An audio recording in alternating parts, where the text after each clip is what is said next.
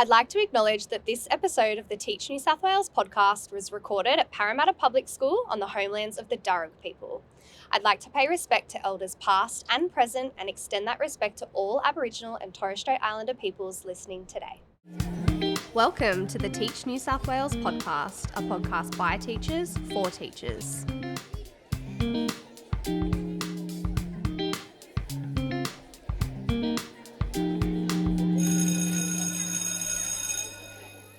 Hi everyone, welcome back to a brand new season of the Teach New South Wales podcast. This is season 3. We are very excited. I'm back again, one of your co-hosts, Shannon, and I'm joined by Siobhan. Welcome back. If you have been with us from the very beginning where we started in season 1, thank you so much for continuing to tune into the podcast. If you're a new listener, welcome, and we are very happy to have you here. This season is all about connection. So connecting to ideas, connecting with our colleagues, and connecting with our why, the reason why we came into the profession in the first place. And we're so excited to have an array of incredible guests on the couch this season. But Shannon and I are not doing it alone this year.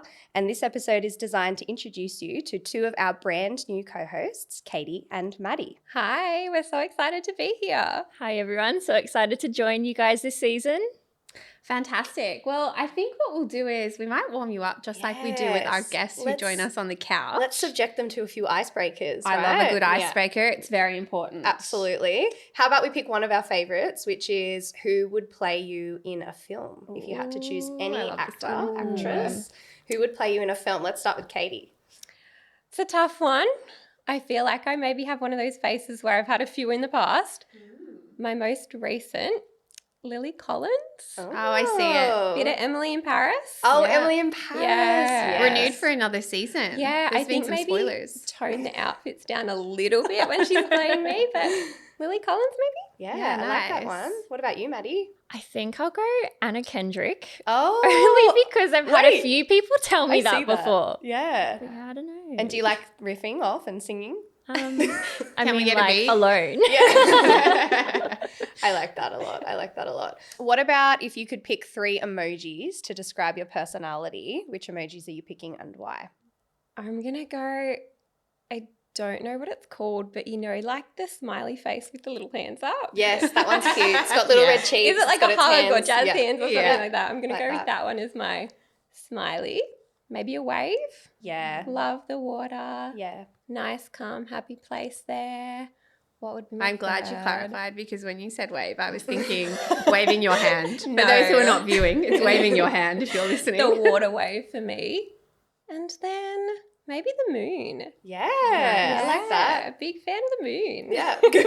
Shout out to the moon. We like that. We like Space that. nerd. What about you, Maddie? I think I'm a bit similar to you, Katie. I'd go with the happy smiley face because I send that to everyone. That's just like my everyday. And then I'd go the sun emoji, and I was also going to choose the wave, the ocean wave, just because I love the beach, love being outside, love the sun, being outdoors. Well, there we go. We've got the sun and the moon joining us on the couch. We've got, Maddie and Katie have some commonalities, much like Shannon and I do. I would say we're probably the opposite spectrum of the emojis. Like, I don't know, for you, I see dancing salsa girl, spicy chili pepper. Yeah, okay. Yeah. What do you see for me? For you, I see the one that's laughing with the tears emoji. Absolutely. Definitely. I also sort of see maybe like a disco ball or the little dancing emoji as well. I think always moving, the always Boogie Wonderland humming. man. Yeah. There's there's a soundtrack for life. You know what I mean? I love That's a what's hum. happening. Yeah, I love a hum. Yeah, it's block out the noise. Okay, so I think it's important to hear a little bit more about you two, who you are, where you came from, what your purpose is, and what led you into the wonderful profession of teaching to join us here today. So, Katie, we might start with you. So I am a secondary English and history teacher, so they are my passion subjects, I suppose. I have taught both in the metropolitan Southwest Sydney area as well as out in a regional New South Wales public school as well. So experience working with a diversity of learners across the state. Absolutely. Amazing. And what about you, Maddie? Well, I'm a primary school teacher and I've been teaching at a large metropolitan public school in northwest Sydney. I've taught across various grades and I've also had the opportunity to relieve as an assistant principal as well. Amazing. Excellent. Nice. Again, some more commonalities amongst the couch, which is nice to Absolutely. see. I think a lot of the time in the profession, everybody has a story, right? The reason why they chose the profession, perhaps it was a person that drew them to teaching, perhaps it was a lived experience, perhaps it was an experience they didn't have and are looking to contribute back to the public education system. So I'd be really keen to hear from you in sort of knuckling down for our listeners, what is your why? Because I think sort of harnessing and focusing on your why is a really important element of the profession. So perhaps we'll start with Katie. What is your why? Why did you become a teacher? I think for me, it probably started quite early. And I think it's really driven by that sense of like altruistic purpose, I suppose, wanting to do good, wanting to help others. I think like if I think back to the catalyst of what started me looking into teaching as a profession, I remember we were in Year 9 math one day and students were asking our math teacher, why did you become a teacher? And he said, to change lives. And a few people in the class like chuckled a little bit. And then we said, well, how many lives have you changed? And he said 3. And I was just blown away. Like the fact that he has legitimately changed 3 lives. That's really cool. And that's something that I really wanted to be able to say I did in my career and my work as well. So I think for me, it's trying to do good work. And maybe that might look like being that safe, supportive person for your students, or maybe it might be showing a student that they do have the capacity to learn and to understand something, or pushing a student to really try and to excel their own expectations, I think. So yeah, for me it's really about that sense of moral purpose for that younger generation. Definitely. And I feel like that Year 9 mathematics teacher was being a bit humble with 3, but it is the reality of teaching, right? You don't realise how many lives you actually are changing, whether it is in small incremental doses each and every day, or whether it's a long-term success that you're going to see later on down the track. I feel like 3 is quite a low number because he might have thought it was 3, but he was humble and go he up wasn't into the counting hundreds. me. And after that I'm like, oh, should I be a teacher? Yeah, well, Sir can add a number 4 to the list because there's you. I also just love the mathematics teacher quantifying. Yeah. Immediately giving you some 3. data. Yeah. I really appreciate that. 3, absolutely. And how about yourself, Maddie? I'm a bit similar. I was going to say, like, for me, it was being drawn to being able to make a difference in the lives of young people and being able to support them on their learning journeys to experience success, whether big or small, and also ensuring that students feel known and valued and supported when they come to school and to my classroom each day. And to me, yes, academics are very important, but I'm very passionate about student well-being and ensuring that students feel a sense of belonging when, yes, they're in my classroom, but when they're also attending school and in the wider school community as well. Absolutely. And way back when, I think it was in season 1, Shannon and I did an episode on primary versus secondary. And I think this is a great opportunity right now. We've got the 2 of you in front of us who are, Katie's coming from the secondary, as was I, and Maddie's coming from the primary space, as was Shannon. I'd love to hear your sort of 30-second elevator pitch as to why choose to become a teacher in this space specifically. Why secondary? Do you want to go first? I can go. Yeah. Why primary, Maddie? I say choose primary teaching because every day is different. We get to teach a range of subjects from history, geography, science, maths. And so it keeps every day fun and entertaining because, like I said, every day you don't know what to expect because it's always going to be different. I also love primary teaching because we get to teach students from kindergarten all the way through to year 6. And I just love that age group because the students are so excited to come to school each day. So you just get to have fun with them every day in the classroom. Nice. I would say choose secondary because you get to talk about your favourite subject every day. And for me, obviously, that was English and history. And then the other, I think, key motivator for secondary is getting to work with students of different ages. So in one day, being able to teach year 7 and having that energy in a classroom and then going all the way up to year 12 and really getting into like the nitty gritty and the meaty academic rigor of the HSC. So I loved that diversity across the day. Well, love the elevator pitch. Was really exciting to hear both sides. I suppose definitely resonates with me, the primary space in particular. I guess I'd love to talk a little bit now about, I feel, what makes teaching a really special profession and something that sets it apart from other professions, I guess, in a way. In my experience, the collaboration piece and the connection across our entire school that you work at, working together with our teachers. I mean, I think of myself when I started, and some of the people who I came through as a beginning teacher are some of my, dearest friends that I hold close today. And I guess there's something really profound and special in the way that we all sort of band together to provide the best possible learning opportunities and experiences for our students, not only just in our class, across our stage, across our school. So I'd love to hear your take on it. I think that's definitely something that I can relate to, and I think a lot of teachers are driven by that same purpose. If I think back to my kind of first few years in the profession, I was so well supported by more experienced teachers within my school, as well as being able to work and get to know early career teachers who were going through the same thing as I was. And I think it really highlighted to me that teaching is like a team sport, isn't it? You kind of you're working together so closely. It's like an Olympic relay, right? There's no I in team. Passing the baton always. Absolutely, passing the baton around the field. No, it's true. Should we get one?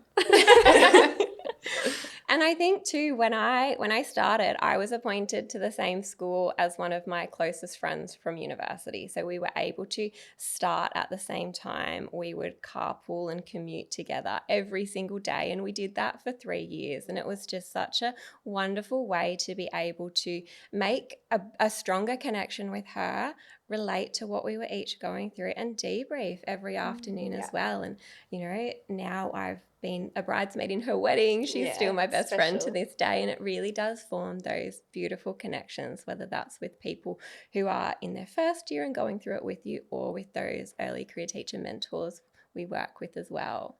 Beautiful. What about you, Maddie? How was your introduction to the profession? Yeah, well, for me, I'm very lucky that I had such an amazing support network that I've built up over the years. So when I started teaching at my school as a beginning teacher, there were a few other teachers that started as beginning teachers at the same time as me. We all shared that common experience together of being early on in our careers together.